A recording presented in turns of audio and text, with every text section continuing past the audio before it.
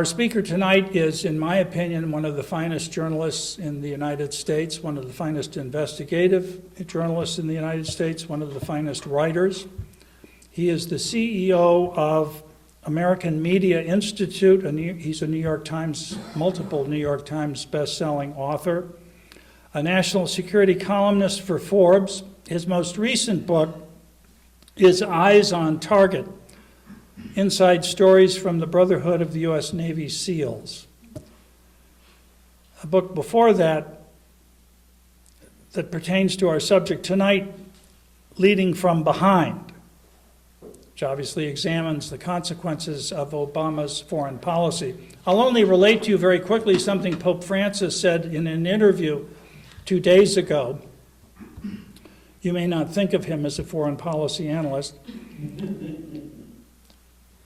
He did say he had heard related from a Libyan the following remark: "We used to have one Gaddafi, now we have 50. Wow. Richard Miniter was an editorial page writer for the Wall Street Journal Europe and a member of the famed investigative team of the Sunday Times of London. He was vice president of the Washington Times. I won't go into his multiple media appearances on multiple channels or the fact that he's been published absolutely everywhere. Other books include Shadow War and Disinformation. I hope you know that his outstanding book on Khalid Sheikh Mohammed is out there at a special Westminster discount. Rich spoke here when that book first came out. We're delighted to still have it out there on a special Westminster bargain price for you tonight, and I'm sure Rich will be happy to sign them. Please join me in welcoming Rich Miniter.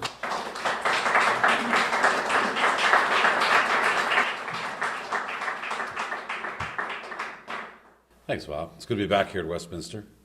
You know, looking out from the podium tonight, we see in every part of the world, in every place once friendly and foreign, in every place once fierce,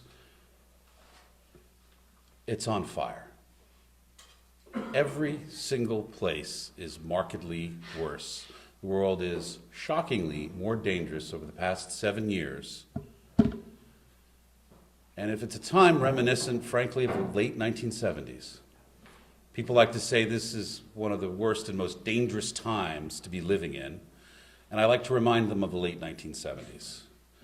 We remember the economics, remember the 11% unemployment, the 21% prime interest rates. We remember the gas lines, the hostages in Iran, 52 American diplomats blindfolded and beaten and held for 444 days to the humiliation of America before the eyes of the world. Jimmy Carter's failed rescue effort, his failed ability to force the Iranians to free our diplomats illegally held for that long period of time. The inflation, the loss of American confidence. So it could be worse. It could be 1979 again. But we don't deserve to be here. We should have learned the lessons of 1979. Instead, we have applied them. Our foreign policy has essentially two problems. One is a product of the Obama years and the thinking behind it. And the crises we're facing, and I want to go through them quickly, are the fruits of the thinking of that clutch of insiders known as the Obama foreign policy establishment. But the other cause is long-term and far more important to deal with, and it is never discussed. It is such a powerful, it's like the gravity from a black hole that affects all the stars around it but is invisible to the eye. And that second thing is what I'm going to talk about after we talk about the Obama years. Let's look at the philosophy of the Obama years, because ideas precede action and guide action. There is a philosophy. It is not ad hoc, as much as it might appear. It is the same philosophy or a version of it that we saw in the Carter years. But in this particular case, it was forged not by an aversion to the Vietnam War and the refugee crisis that followed, that shaped Jimmy Carter. It is shaped by the left wing of the Democratic Party's view of the Iraq War. Now, it may well be a surprise to some of you that I'm going to say this, but the Iraq War was actually a great success. There were multiple elections in Iraq. Per capita income tripled between 2003 and 2007. The surge essentially worked. Yes, there was an ongoing insurgency fueled by Iran and peopled by Syrians and other recruits from across the Middle East. We know that many of the attacks against U.S. and allied forces were paid for, either by the Iranians or by their proxies. But the level of violence was going down, and that if the U.S. presence had remained and wasn't suddenly removed in order for Obama to honor a campaign promise, it may well have turned out very differently, and ISIS in its current form would not exist. I think there is really no one paying attention to objective reality who would really disagree with any of those statements. What was the necessity of removing U.S. troops from Iraq, from leaving Iraq to its fate prematurely? Bearing in mind that this same president did not withdraw forces from South Korea or from Germany, which is now united and safe, or for that matter, he did not close submarine bases in Norway, which has been at peace for more than a century, or almost a century.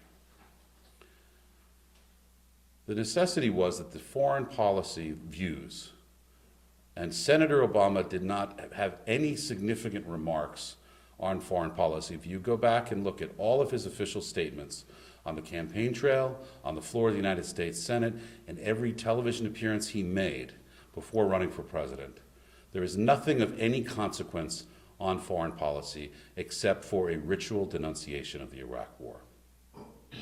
If you look at the aides who come together around him, the most important early one was the former chief of staff from Tom Daschle. Tom Daschle is defeated just as Obama is elected, and this freshman senator from Illinois gets an enormous chance to hire a skilled professional with a deep well of contacts from the former Senate Majority Leader, and he does. And that former Daschle chief of staff begins to collect other people, Axelrod, Ben Rhodes, and others. We can get into the personalities, but the general trend is what matters here. Each of them were strongly opposed to the Iraq War, and they were opposed not for the reasons that they state, that they think it was a disaster, because at the moment they opposed it, it wasn't a disaster, but because they think it teaches America a frightful lesson, which is that military intervention is possible and it can be successful and it can be a tool of statecraft, and that terrifies them. America has never been a country of recreational wars. We've never been like European princes that suddenly take up against the far castle across the fen. That has never been us. In fact, democracies generally do not like to initiate wars. But the view of America's role in the world is something like a tiger that must be caged. They believe it can be caged through multilateral institutions, not just the UN and the World Trade Organization, but dozens of other acronyms like that. In fact, they're creating new ones. The Trans-Pacific Partnership, the European trade deal also has yet another commission that will make rules and be an unaccountable body, all to hem in this American power. There is a fear that American power used to shape the world will take the world in illegitimate ways. They simply do not like the idea of an activist United States. And if the Iraq War was seen as a success, public opinion, they feared, might suddenly shift more in favor of intervention. They had less faith, I think, in their fellow countrymen. I do not think if the Iraq War was seen as a success, we would see a major shift in American public opinion. I think there's almost no way in which the American people would ever become as pro-interventionist as, say, their Russian counterparts. That said, it's eerie when you talk to them, and I interviewed many of them for the book Leading from Behind, which was published in 2012. And by the way, denounced from the podium at the White House by the White House press secretary by name. It was great. It was good for sales too. It was denounced because they think that the United States ideally should be like Canada, a polite, housebroken, English-speaking country that when it sends its uniformed troops abroad, it's part of a UN mission, and it accomplishes nothing of great note, strives to offend no one, and when it does speak, it's to apologize for its past. This is actually not the foreign policy view of the vast majority of the country. It is the foreign policy view of this particular set of thinkers inside the Democratic Party. How did these thinkers gain prominence, not just in reaction to the Iraq War? Partly because the Democrats were shut out of executive power for such a long period of time. The people in the foreign policy establishment in the Carter years were discredited and they were not brought back in the Clinton years. For 12 long years, almost a generation in the times of policy-making experts, the Democrats were shut out of foreign policy thinking. And in the Clinton years, there was not a great emphasis on recruiting, training a cadre of people to think about foreign policy in the party. There was an attempt at rethinking domestic policy. You saw the Democratic Leadership Council, for example. But the Democratic Leadership Council, which challenged some of the liberal orthodoxies and looked for new ideas, pointedly did not discuss foreign policy. So there was an idea vacuum that did not begin to become filled until the early 2000s in the Bush years. And it was shaped more by opposition than by original thinking. And its prime opposition was to the Bush administration's post 9/11 foreign policy. It may surprise everyone to remember that George Bush, campaigning in 2000, was against nation building and against foreign wars. His stated positions in 2000 were identical, essentially, to that of Barack Obama in 2008, because that is where most Americans naturally are, absent some strong reason otherwise, like Pearl Harbor or the 9/11 attacks. So with this shortage of serious foreign policy thinking, followed by a thinking that is entirely shaped as a negative reaction, there was no essential positive agenda. So if you look at the foreign policy priorities of the Obama administration, all of them are essentially negative.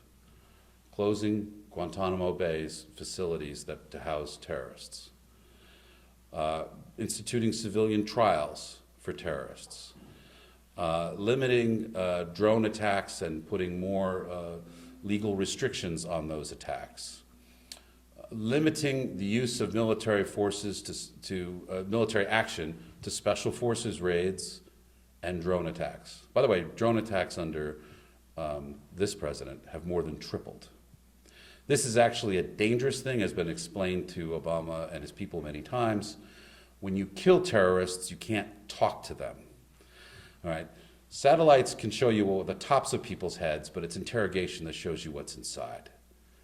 The drone attacks, of course, make it certain that aside from killing the target, no other human rights will be violated. If you capture him and you do not give him the same Marquess of Queensberry rules as you would a conventional criminal in an American court system, you invite all sorts of political problems from the left. So it's safer politically to kill than capture. That, of course, makes it more dangerous because we don't understand certain things that only terrorists can tell us, such as future plans. But more importantly, what are the social dynamics inside the organization? In World War II, you capture a Wehrmacht officer, he's wearing a rank, you know his role in the organization, and he most likely has written orders on his person that as soon as you translate them, you'll know exactly what his tank battalion or his water supply troop is supposed to do. When you capture a terrorist, by the way, in Guantanamo, they have boxes, which are things they call pocket litter, which is everything that was on the person when he was captured. One of the boxes, they opened a few boxes for me when I was there on my last visit. One box had $40,000 in U.S. cash with rubber bands. Others had bomb parts and bullets and all sorts of things. Of course, they're all innocent farmers, according to the Obama administration, wrongly picked up. Anyway, the pocket litter tells a different story. But they use the pocket litter in interrogation. You can only by interviewing them know what the relationships are. Someone might be a commander of a militia inside an ISIS or Al-Qaeda network, but he might not be taken seriously because he's the second cousin of the disfavored wife, and so on. You have to map the social networks. This is why Arab intelligence agencies, its mukhabarats, its external intelligence functions, spend a lot of time on family trees and reputations of terrorists, because they're not wearing ranks. Their rank is their reputation and what the family remembers about them and how well they are respected or not. In Mastermind, for example, I tell the story of Khalid Sheikh Mohammed, who went on to plan the 9/11 attacks, but afterward he was ridiculed as KFC because he loved eating fried chicken. And he grew enormously fat eating fried chicken. And this drove him to distraction. This is one of the reasons why he executed my former Wall Street Journal colleague Daniel Pearl, was to prove that he wasn't just a brain who could come up with attacks that he could personally kill. But the people who were captured around him, who talked about this, made it quite clear that part of his reaction was to get away from this nickname, this chicken-obsessed, brainy fat man. The reputation really matters. If you're killing people, you're not talking to them. But again, this decision, like others, is guided by politics, and the politics are essentially an opposition to the Iraq War. And it's amazing how that war, which is essentially concluded in 2011, although ISIS did open a new chapter, didn't they? It turns out wars can only be ended by mutual agreement. And if your enemy keeps fighting, the war continues. Maybe that's news to Mr. Ben Rhodes, but he's more of a novelist, isn't he? With that, we see that all of their main thinking is about what does a certain ideological sect within the Democratic Party itself, and not outside of it, think about various actions. That's why sending back large amounts of troops to Iraq is an absolute non-starter. That's why withdrawing troops from Afghanistan is absolutely politically essential. That's why maintaining Guantanamo, which is intolerable to this portion of the radical left, is intolerable. All of the criticisms they had of the Bush administration are essentially the policy objectives of the Obama administration. The downside of that is essentially a negative outlook. There's nothing positive to be accomplished. Even the deal with Iran, which they believe will be the centerpiece of their foreign policy legacy, is couched in defensive and negative terms. Ben Rhodes, the foreign policy advisor to the president, says that the alternative to this negotiation with Iran is war. As if the Iranian war will stop. But that is not a positive achievement. There is nothing on that list of things that they're pursuing that is essentially designed to make America better, safer, richer, stronger, or to do the same for our allies. In fact, when you spend time, especially with our Arab allies, they are incredulous as to how they've been abandoned. I went to see, about 2 years ago, the head of Bahrain's intelligence, and he said that they have a guy whose job it is every day to look out from the top floor of a particular office building at Manama and count the U.S. warships in the harbor. And I said, do you think you're going to wake up one day and they'll all be gone? He goes, yes. He doesn't believe U.S. security promises. Their equivalent of their Joint Chiefs of Staff, the next day told me something very, very similar, in that they believed that the U.S. Embassy, with its Obama-appointed ambassador, would actively encouraging the Shiite rebellion, which I went out in and got duly tear gassed, but watched them throw Molotov cocktails and fire AK-47s at police who fired back with rubber bullets. This is an active Iranian intelligence-guided uprising. At least that's how the Bahrainis described it. When you go to the Saudis and you'll listen to their talks about the oil sector, has seen continuous terrorist attacks and organizing Shiite groups that the U.S. is doing nothing, they believe, to counter. You hear the same thing from the Gulf Arabs, the Kuwaitis especially. They know that they're all at risk. And they have all sorts of theories about why the U.S. and the Obama administration have abandoned them. The strangest theory, but it kind of makes sense, is fracking. They think now that we're fracking for fuel in record amounts in this country, we don't need them. As if the strategic chessboard of the Middle East is entirely guided by oil. Maybe they read too many issues of the Nation magazine or something. But that's one of their theories. What they refuse to fully take on board is how guided by domestic policy considerations the Obama administration is, and how much it thinks of the domestic policy implications of every one of its foreign policy decisions. How fully political. In the course of interviewing these officials, both on and off the record, again and again, they either present political arguments, if we do X, the politics of it will be Y, or they report that their political masters, these are career people now, are clearly weighing these political implications and will not listen to what they think are academic arguments. This is actually new.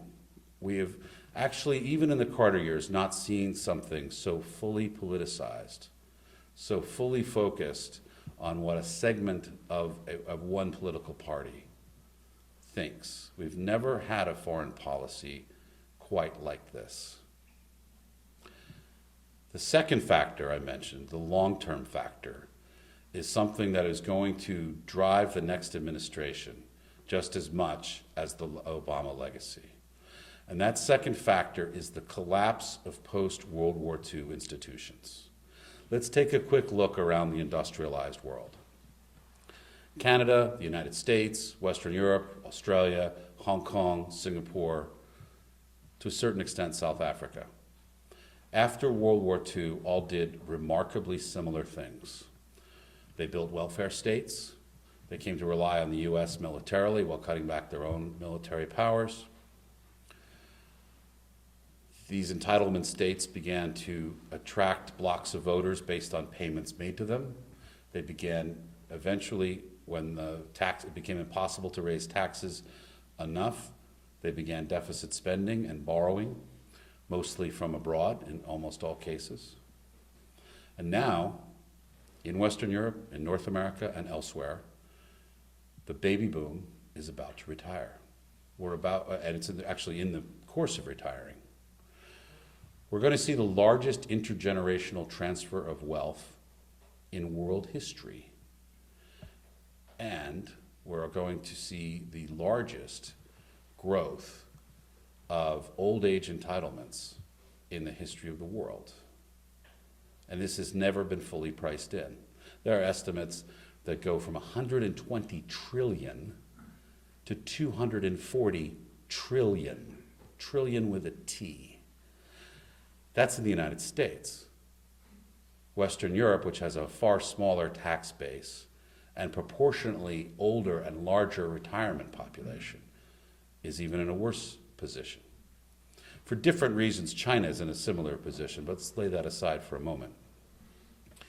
All of these institutions created after World War II and created in the 1960s, Social Security, Medicare, etc., are inflexible and out of date and expensive and sapping of national strength.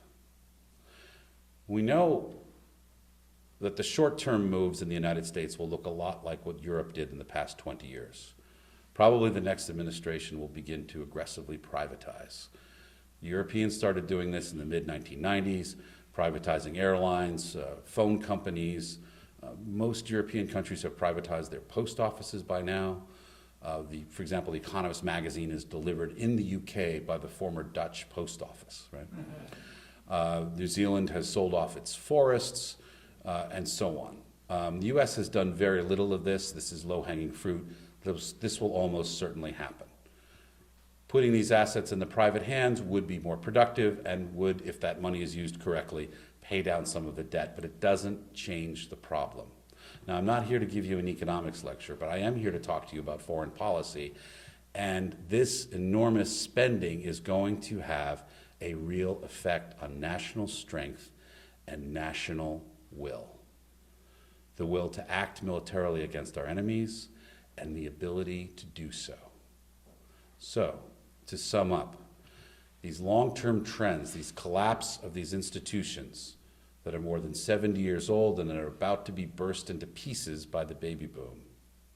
This institutional crisis is coming at the very time in which tactically the Obama administration has alienated our allies, emboldened our enemies, and shrunk our options.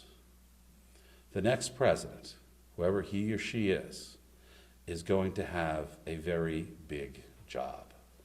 I do not think that America's best days are behind her. I do not think this is the end of America. But I think if we continue to make these reckless decisions, the end will come. Thank you.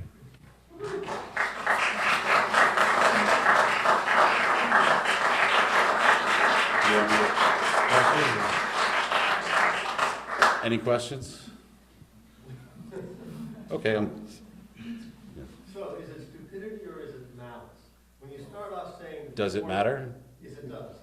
When you start off saying the foreign policy is based on sort of basically a stupid reaction against the Iraq War, it sounds like you're saying stupidity. But then you said they really wanted to teach a lesson. They don't like American power being used effectively. Yes. They want to, so that's more malice.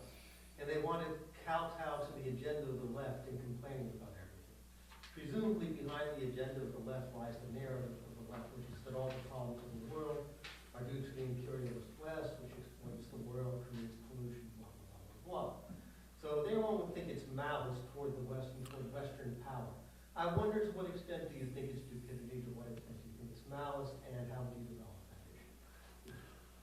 Before I answer that question, I think you're slightly wrong about the nature of the left. It is not that they think that America is an evil country and needs to apologize. They do think that. But they think that not for the reason you suggest, but for a different reason. Because it's to take power in its place. It's to beat down the old ways to make room for a new kind of power. And so that's why, for example, if you look at the changes in German politics from the 1950s to the 1980s, you saw that the SPD was so intense about blaming Germany, its own country, for World War II. Not blaming the Nazi Party, but Germans themselves, and making them feel guilty. That is now starting to fade. But the attempt to do the same thing here, when you're talking about the suffering of slaves, of American Indians, and so on, you see the same thing. They call them First Peoples in Canada. The left tries that same tactic everywhere. The pattern is the same over and over again. And that's because it by creating that guilt and that paralysis, it gives them scope to have power elsewhere. Okay, stupidity or malice? Why can't it be both? I think they're reckless in that they did not fully consider the consequences. And I think the New York Times profile of Ben Rhodes, I don't know if you had a chance to read it, it's extraordinarily honest. Because it's exactly, and I haven't spent much time talking to Ben Rhodes, but I've talked to people around him and under him. It's exactly what you hear, this sort of breezy, arrogant confidence mixed with a disgust for details. There's no attempt to master details, to summon experts, to say, okay, we have a crisis in northern Iraq, let's get in someone who knows something about the Turkmens and the Kurds and so on. It's not that at all. It's, what would we like to do? The realities on the ground are, I mean, they're more ignorant and more dismissive of realities on the ground than 18th century European statesmen just drawing out grants of land in North America, or 16th century statesmen, I guess. There's no concern for these details. So is that stupid or is it malice? Functionally, it's the same thing, isn't it? Yes. I don't know why it matters. It's either function. Well, it matters for further projection and prediction. Fair enough. You know, Tom, one of the, Article 5 is the heart of NATO. An attack upon one member is an attack upon all members. Mm. Do you believe the United States would act, NATO would act, to defend the Baltic countries, any or all of them, if the Russians took part or all or acted? I cannot answer your question without knowing who's the president at the time. If the president is Barack Obama, I don't know the answer. I mean, those Syrians in the Red Line, that was, I think, that was a moment as important as the Suez Crisis. Remember what happens in Suez in the 1956, I believe, where the French, the British, and the Israelis worked together on this operation to take the canal. They were abandoned by the U.S. The French reaction was never to trust the Americans again. The British reaction was never to do anything without the Americans on side. And the Israelis' reaction was to play it by ear. It took more than 50 years for the French to recover from that Suez lesson. The Red Line in Syria put a wave of fear through the Arabs and, more importantly, through our NATO allies. I mean, there was a very clear message from the President of the United States: if you do X, Y will happen. At that point, he's bound. Y must happen, or he isn't leading. And lives were literally on the line. The stakes were very clear. The Europeans who are suffering the migration crisis now know very well that if Obama had acted differently in 2012, there would not be more than 1 million Arabs in the heart of Germany. That Sweden would not be facing 350,000 newcomers in the past 9 months, right? They know that. And it's going to take them a very long time to trust us again. If Putin decides to act against the Baltic states in the tail end of the Obama years, he may well get away with it, and the result will be a shattered NATO. It will be the end. The trust will be gone forever. And is there any reason to think, other than the declining revenues from Russia's oil sales, that Putin would not take advantage? Did he not take advantage in South Ossetia? Did he not take advantage in Ukraine? Did he not take advantage in Chechnya? Is he not taking advantage in Syria now? What is Syria? Syria is a Russian naval base surrounded by an odious dictatorship run by a strange religious clique. You know, without Syria, Russia has no warm water ports. I don't know why it wasn't a foreign policy goal of any administration to both bring down Assad and drive the Russians and the Iranians out of Syria, and Russia's hold on the Middle East, and Russian support for the Iranian nuclear program. And the Iranians are independent actors. I'm not trying to suggest they're proxies, but they're certainly informed and guided by Russia. And we know there are more than 300 Russian scientists at Bushehr building atomic devices.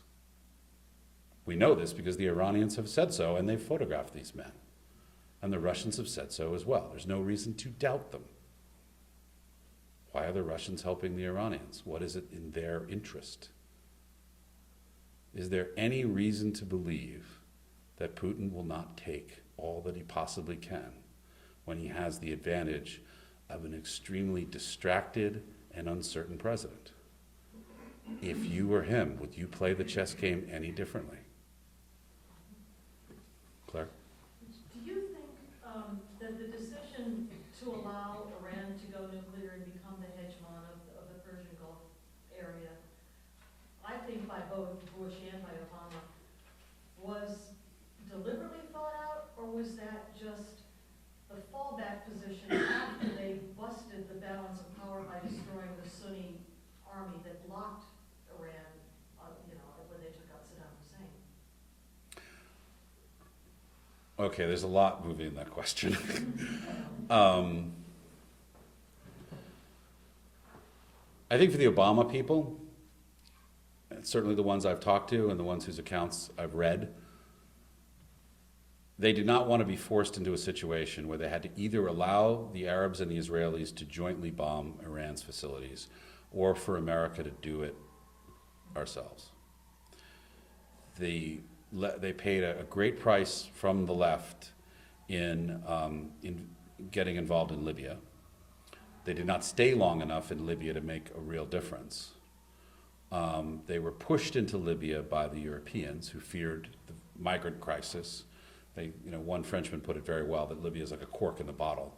You pull the cork out, a collapsed state, all of Central Africa rushes through, up the boot of Italy and into Europe. Well, now they've got it coming from a different direction. So I think that once you decide in the White House that there's no way you're going to be maneuvered even to airstrikes against Iran, then what's left? You have to surrender. Essentially. If you're essentially in the Chamberlain position, right? Where if you decide that war on the continent is unthinkable, then you have to give in to evil. There's no real other option. It's very binary. So I think they made a political calculation first, and then that drove the strategic calculation. Also, I think they did not properly understand. Look at who they sent to the places they sent in Oman and elsewhere. They weren't sending people with deep knowledge of the region to negotiate. They were sending people they trusted politically. So the goal was to avoid a political problem and let the Middle East take care of itself. Now, what the Middle East looks like with Iran in charge is Hobbesian hell on earth, because there's no way the Sunnis are going to yield. 450,000 dead in Syria since 2011. That number is going to grow, and it'll expand beyond Syria. And it's much more than just ISIS. Some Arabs think, and you've probably heard the same thing from people you know, that the strategy of the administration is let the Arabs and the Persians bleed themselves and to deal with the wreckage afterward. But I think that's frankly giving us too much credit. How much impact on the Obama foreign policy is it to have an Iranian advisor living in the White House? It's unfair to call Valerie Jarrett an Iranian advisor. She was born in Iran to American parents. Her father was a famous blood researcher who was asked by the Shah of Iran to come to work at Nemezi Hospital in Isfahan. And she was born there and spent on and off the first 8 years of her life there. And she went on to spend a lot of time, by the way, in West Africa. I don't believe she's applied for an Iranian passport, although I guess she would technically be eligible. More interestingly, why does CNN have Amanpour covering Iranian developments when she has both family and property in Iran at risk? Again, Valerie Jarrett, though, and I, in the course of writing Leading from Behind, looked up and read every single printed thing on Valerie Jarrett in English and in a couple other languages, not that there's much in any other languages. It's amazing, first of all, how small this corpus of material is and how fully political she is. She is a Chicago fixer. And one of the most telling things about her strategic judgment is when she got the First Lady and the President of the United States to fly to Europe to push Chicago's Olympic bid without wiring it in advance and losing on, I think, the first ballot. The idea that this costs the prestige of the United States did not occur to her, nor the idea that you don't, in this chess game, you do not risk the king until things have been arranged and are certain. This shows you kind of recklessness which she's willing to play. But all that said, I think her understanding of Iran is shockingly poor. When she was presented with evidence, because the talking point that was put out regularly is that the Iranians are not building a bomb. They're short of electricity, which, by the way, is true. In the Iranian city you go to at night, you'll hear the hum of diesel generators. I mean, the joke in Iran is that you have your generator to blur out the noise of your neighbor's generator, right? That they just simply need it for electric power. And when confronted with a U.S. Department of Energy study that showed that they flare off in natural gas alone more energy than an entire atomic power plant, that they have vast potential reserves of hydropower, and that they have very, very little uranium in their soil. They have to import it from either Russia, Kazakhstan, or West Africa, or Venezuela, if you like. But the point is, it's not there. So strategically, if you're going to build a new electric infrastructure, the cheapest thing to do is simply capture the flared off natural gas. The second cheapest thing to do is more intelligently use the oil that you do pump. They leave a lot behind in their fields. They don't properly unitize the fields. The capture technology is very old, et cetera, et cetera, et cetera. So she's presented with this. And it's obvious that there's if they're interested simply in electric power, this does not make sense. And why do they disperse the facilities to more than 40 locations, and why are them so deeply underground? Why are they devoting such an enormous amount of their GDP to this effort when it'd be cheaper to do other things? And she just quietly drops the talking point, but never changes her mind. I mean, I just don't think she's a serious or knowledgeable thinker about Iran. Worse, I don't think she's willing to listen to people who are serious and knowledgeable thinkers about Iran. Anyone back there? In view of your foreign policy comments, do you have any observations regarding the influx of immigrants into not only Europe and so forth, but to a lesser extent in this country, in terms of what the potential impact would be on some of your foreign policy observations? Okay, the same thing is happening in immigration in all industrial democracies, right? The left realized that the native, mainly white in most cases, working class, which was a solid union-backed vote for them after World War II, by the 1960s began to move away from them. Partly because union members were getting richer and looking around, and partly because they were disgusted by the social permissiveness that's summarized by the hippies and by the 1968 takeover in Paris. Insert local example here, right? And also the rise in crime, which they see as a product of left-wing permissiveness. So the left realized it needed a new class of voters, or it was ultimately going to lose power. If you look at some of the statements made by Senator Ted Kennedy for the 1965 Immigration Act, remember that what this law does is turns upside down the quotas, right? So before this law, this Great Society reform, the majority of immigrants, the largest category was European. And there were good reasons for that, right? The ability to integrate into American society was much higher. They tended to come with more skills. They tended not to rely as much on social welfare, or not for as long.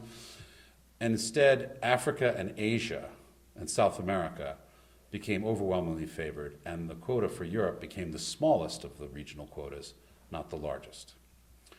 Canada did something very similar, and most Western European countries essentially eliminated immigration and replaced it with an asylum policy. Now, asylum, you're fleeing religious persecution or political persecution, sort of rules out immigration from other industrial democracies. It's just simply not plausible to go to France seeking asylum coming from Canada, right? And so they begin to get the mix of voters that they want. Now, the Europeans had another factor driving them, which is the collapse of the empires, and especially the Algerian disaster for the French, and first the Pied Noir, and then other Arab migration into their cities. The Germans actively encouraged the Turks because they had a worker shortage due to their population losses in the war. But all things said, these things were very congenial to center-left parties because they believed that this would be a new class of voters and would secure their electoral victories. So when you see it through that lens, then all of these arguments about racism and diversity and multiculturalism simply become a cover for political power. Now, maybe you think that view is overly cynical. For a long time, I did. I no longer do. I think that's the point.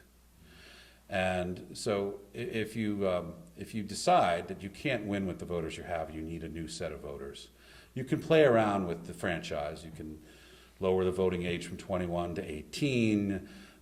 You can do other things, but you can allow criminals who couldn't vote to readmit them into voting, but that's all marginal. Bringing in millions of new people, however, gives you a new lease on political life. And if you read the works of the left, frankly, they're very gleeful about this. There's a triumphalist tone that immigration means that the Republican opposition will die.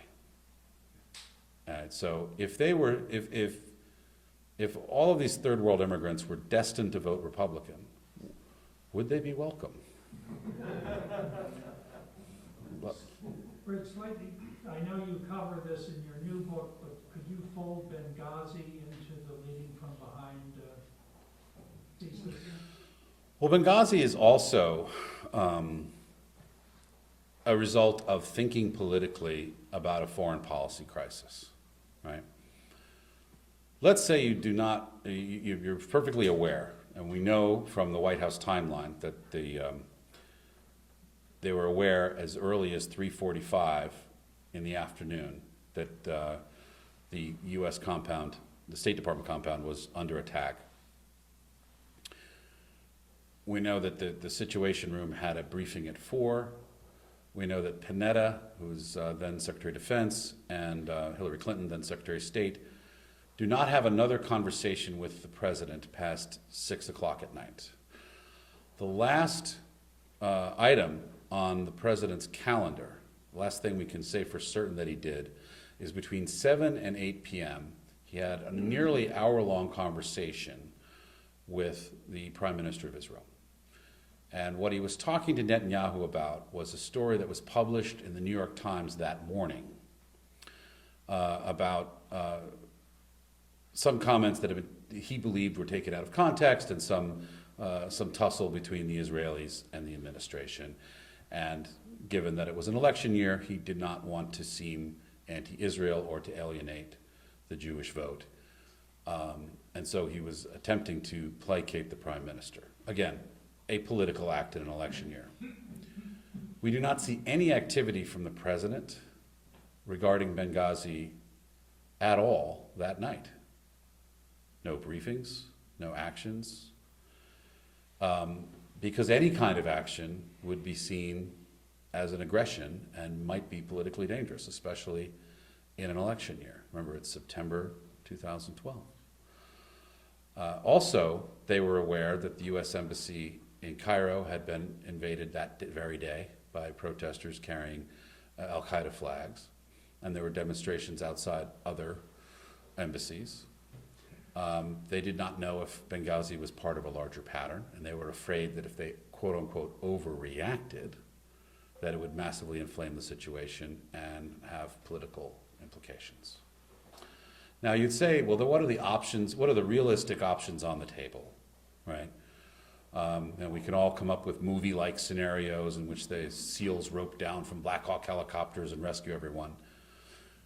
Probably not a realistic option given the deployment of forces and so on. But what you could very easily have done is dispatch fighter aircraft from the US base at Aviano or some of the other southern Italian bases. And those planes would not necessarily have to attack any targets on the ground at all. Simply roaring overhead would send a message that would probably scatter the attackers. By the way, which at their height numbered more than 100. They had fixed mortar positions. They had people functioning as forward spotters directing their targets. They had a pretty sophisticated interlocking series of machine gun fields. This was not, a few rabble taking pot shots. Or you could do a very minor ground attack designed to show that American air power is there, and that would most likely have scattered the attackers. But if you do absolutely nothing and leave the Americans to fend with themselves, the political risks to the president are zero. And that was a calculation. They had to bet that Romney would not press, or the press would not press, the criticism of the inaction. But they bet right, didn't they? Cost 4 people their lives, but they bet right. Would you comment on the things we keep hearing from the administration, that the message basically, which is Islam is not a threat to the United States? Do I have that right? I mean, am I? That is what they say. Look, in broad strokes, I agree with them, right? Islam is not a threat to the United States.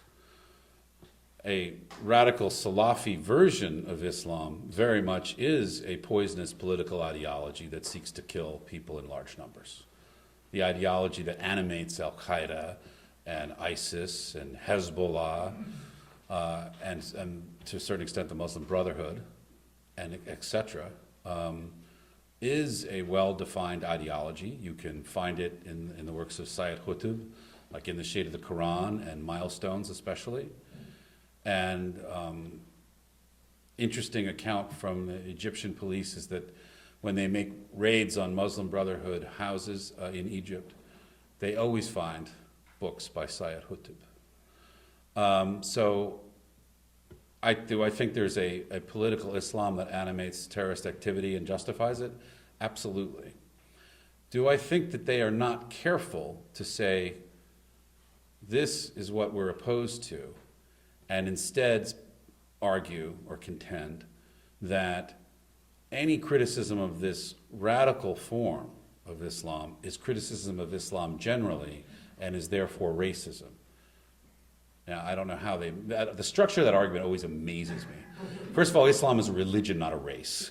But second of all, conflating, not even all Salafi Muslims are a threat to the United States. But there is a radical portion of Salafi Islam, as opposed to the quietist portion. What about Sharia? Yeah.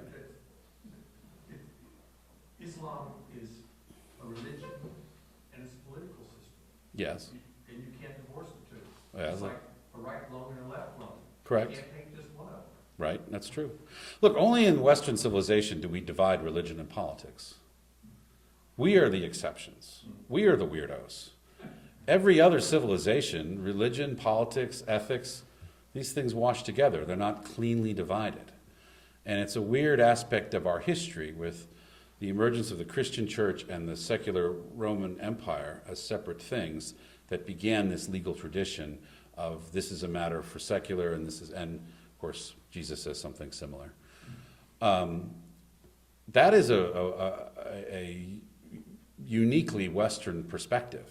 So for the Arabs, Arab thinking, the Sharia includes political and religious statements.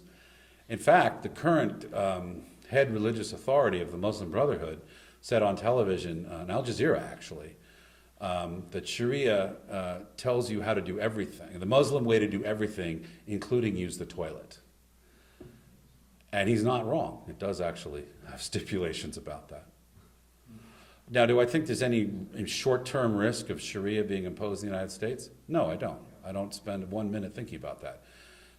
Do I think that 20 years from now, in divorce and child custody cases, especially in Europe, will there be an alternative Sharia option? Almost certainly. And especially for women who marry into Islam and therefore will be covered by this legal doctrine, they're about to discover that the legal thinking behind any one of the 6 major versions of Sharia is fundamentally different than the various versions of Roman law that we've all been governed under for nearly 2,000 years. I want to ask you something, you could probably phrase this a better way, but over this administration, I mean, I've been given to believe by some that there's been a systematic removal of some of our best military from their posts or their positions. Have you seen that? Do you see that? Do you have an understanding into that? I've heard the same thing. I don't have any evidence for it, except for Petraeus's departure on, minor intelligence. I mean, there are more than 7 million people in the United States with top secret clearances. If we prosecuted every person for minor violations of these incredibly restrictive and voluminous rules, we would have probably 7 million people in jail, right? So it's a selective prosecution, right? I mean, I've heard from others that, key officers have gotten disgusted and have retired early or taken retirement because they're tired of the Obama administration. Look, this is a challenge in any organization, right? How do you keep the most talented, dedicated people engaged and enthusiastic about their core mission when they believe that the leadership is not looking after them and their career prospects and not looking after the core mission, which is their idea of how the country should prosper? Look, the officer corps of the U.S. military is actually a fairly liberal group. It is like any group of college-educated people. It is as liberal or more liberal than your average lawyer in the United States. They go to the same schools, they have the same friends. I would say, and Claire would know better, but I would say intelligence services even more liberal than the military and than lawyers. So it's not ideological, it's institutional. If you believe you're in a field that doesn't have a future, that your contribution is not going to be valued, and you're also wondering whether future presidents or future Congresses will trim your retirement benefits, you might well retire early and take with you into the private sector the millions of dollars worth of training that the military has invested in you. And I don't think anyone has calculated the loss of key officers, what economic loss that means in terms of training time and experience, and what the replacement cost of that would be. But we have a way to guess. If you remember, again, I'm going back to the 1970s, but there was a brief period in the 70s in which West Point significantly lowered its standards for admission.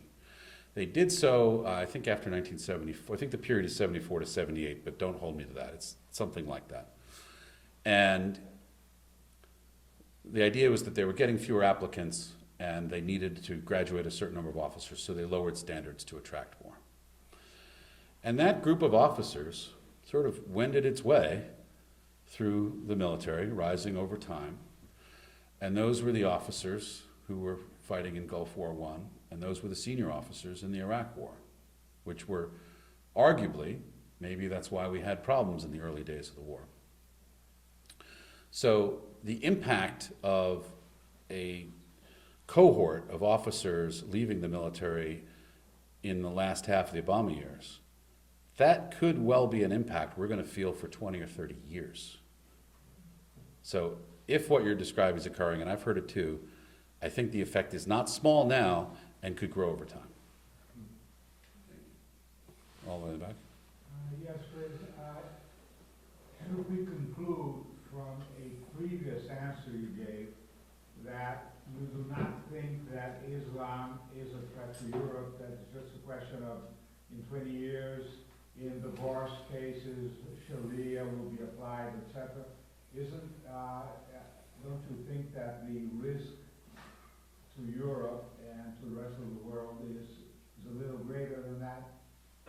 I was speaking specifically about Sharia, and do I think that full-blown Sharia, including amputation of hands for stealing, is going to be imposed in America or Europe anytime soon? And the answer is no, I don't. I don't think Islam by itself is a threat. Do I think that the political ideology that animates terrorist groups, which is a radical form of Islam, is a threat? Yes, I do. And the evidence for this is voluminous, and it's also clear. We know the works that you can read Ayman al-Zawahiri, who now runs Al-Qaeda. He wrote a very interesting book in 2000 called Knights Under the Prophet's Banner. That's Knights with a K, at least in the English translation, in which he gives an account of his thinking and his goals for the world. It's kind of his Mein Kampf. And it's absolutely fascinating reading, and it's clear that what he and his cohorts want is a totalitarian state that governs every aspect of individual life, that shrinks the role of non-believers and women extraordinarily, that executes Muslims who leave the faith, that executes people who challenge the faith in even small ways. And this is the problem one of the problems with the refugee crisis in Europe is that they are not so much fleeing intolerance as bringing intolerance with them. Yes. Okay? And when you have every human, every culture has a set of political outlook. And when you see a large migration with a similar outlook come into Western Europe, for example, that has a different outlook, if the aliens outnumber the natives, the alien ideology triumphs. It's a numbers game. And with the exception of Marco Polo, anytime two civilizations have met with different technological abilities, the more numerous triumph. Now you can be more numerous by technology too. But so, is it a threat to the future of Europe, and has Europe made itself weak through its various public policy choices? Yes, yes, and yes. Do I think it's unstoppable? No, I don't. Now, when I lived in Brussels and I wanted to terrify Belgians, I would ask them about their welfare state, and I would say, who's going to pay for the welfare state when the average Belgian prays 5 times a day? And they always kind of lost the blood in their face. I mean, they know the bargain they've made. And they know that absent radical reforms, that demography is destiny in democracies. Can I ask as a supplement just on that? I think you're right. The emphasis on Sharia makes the anti-Islamist criticism look almost silly sometimes. But isn't there an aspect of Sharia that is a danger here, and that is Sharia as a supplement to political correctness? The doctrine of blasphemy, the belief that argument that Muslims have an intrinsic right to get offended at us, from the standpoint of political correctness, that's intrinsically true because they are the anti-imperialist, third worldist people against the evil us, Western white imperialists. Yes. So Look, I mean, look, you can always tell a fanatic because they believe that words should be punished just like actions should. And that's the problem, right? In college campuses especially. I gave a talk recently to a collection of Northeastern prep schools and on free speech. And what was terrifying is the students were divided 50-50 on whether free speech is a good idea. Whoa. And these are the so-called best and the brightest. But what if your words hurt people, they asked. Well, maybe they're meant to. Maybe in a free society, we're all acting on each other in unpredictable ways. And in that chaos and creativity is how progress happens. When you outlaw words, you outlaw ideas. And when you outlaw ideas, you eliminate innovation. And you create a static society. And that's exactly what Sharia and radical Islam is trying to create. The problem is that society is not sustainable and is not anything like ours. We were just about out of time, but could you left China out?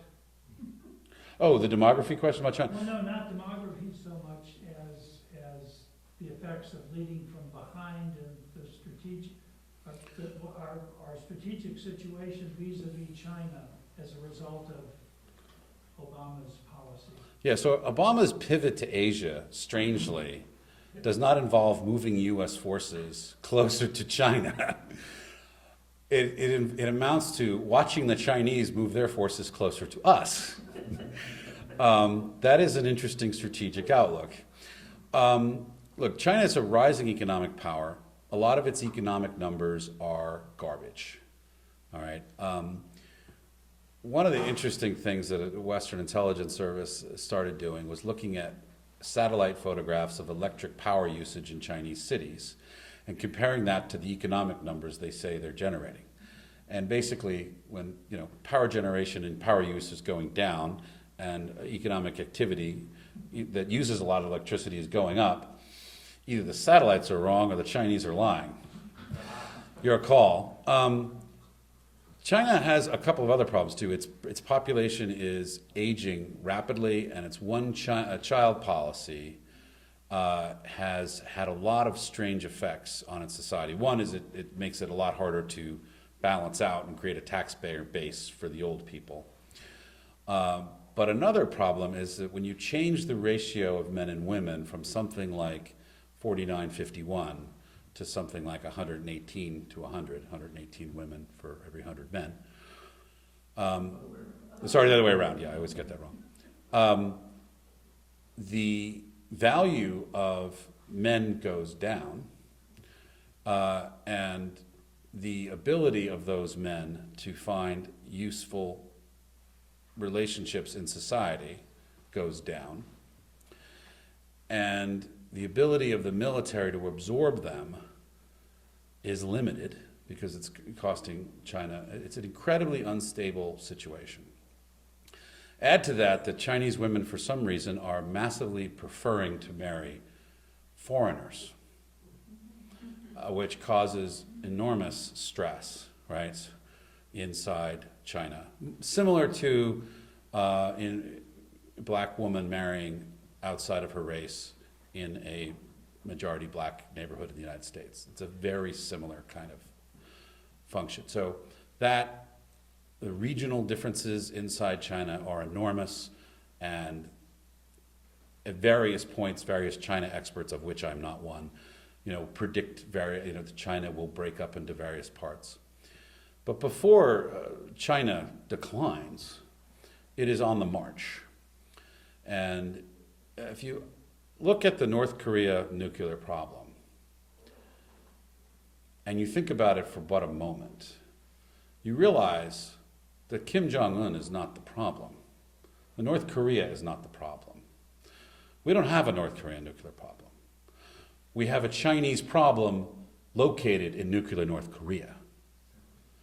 When 80-something% of the electric power of North Korea comes from China, China is overwhelmingly its largest trading partner. When virtually all the medical care for its elite is in China, etc. If the Chinese wanted it to stop, it would stop immediately. So you have to ask, why are the Chinese using North Korea as a proxy state for not just atomic adventurism, but also, you talk to the Taiwanese, they believe that most of the drug trade that they suffer from originates or is directed by North Korea, which is a source of hard currency for them. It's also a great source of illegal timber sales and so on. A lot of illegal activity, cross-border activity, emanates out of North Korea. So it allows China to pretend to be a lawful state while having a Wild West playground in North Korea to do what it wants. And China may well decide that to be a great power, you need to have a war, which would also have the added advantage of maybe evening the balance between the sexes. Now, in the short run, I think what you're seeing is that the Chinese learn from the Russians. We've seen Russian aircraft, military aircraft over the coast of California. The Navy and Marine Corps pilots that intercept the Russian aircraft have done so frequently, they know the handles of the Russian pilots. We've seen Russian submarines off the coast of Texas, and Florida, and Louisiana. We've seen Russian warship go through the English Channel for the first time in, 30, 40 years. And they've seen there's no repercussions. So the Chinese decided to see what they could do with the Spratlys, with other islands, with making threats to the Philippines, and essentially giving orders to the Philippines in regards to the handling of their Chinese population. That China is not just playing around in Burma, but is feeling that it can tell the Thais what to do. This is an aggressive China that is testing its limits, and it's being met by an administration that is stepping back as China advances, which just encourages the march. And while that's very handy for a president who wants to avoid a war, where does that leave the country and the next president?